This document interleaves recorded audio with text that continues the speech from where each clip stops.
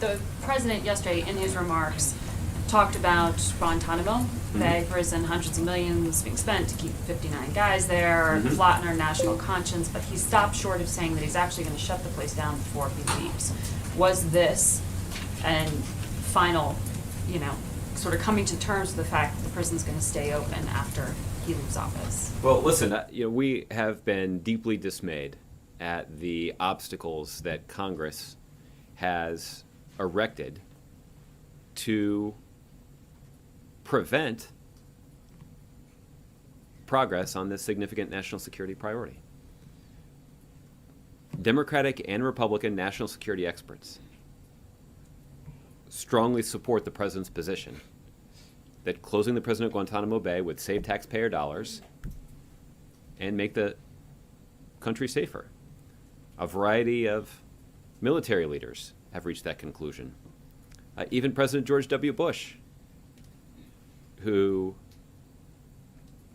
has different views on foreign policy than President Obama in most areas. But in this area, he agrees that the prison should be closed. So there's strong bipartisan agreement among those who have dedicated their lives to protecting the country that the prison at Guantanamo Bay should be closed and the American people would benefit from it.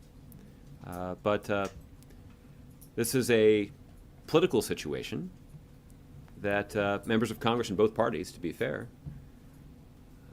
have allowed to persist that prevents this kind of common sense policy from being implemented. That's been deeply disappointing to the president, and we're going to continue to do everything we can between now and the president's departure to reduce the prison population at Gitmo. And there's a strategy that we have initiated that includes the individual review of these prisoners to determine the wisdom of transferring them overseas. And when this interagency panel determines that an individual under the right restrictions can be safely transferred to another country, we're doing the important diplomatic work of finding another country who will take them. Since President Obama's been in office, there are about 175 Gitmo detainees that have been transferred under these conditions. That's been good for the country.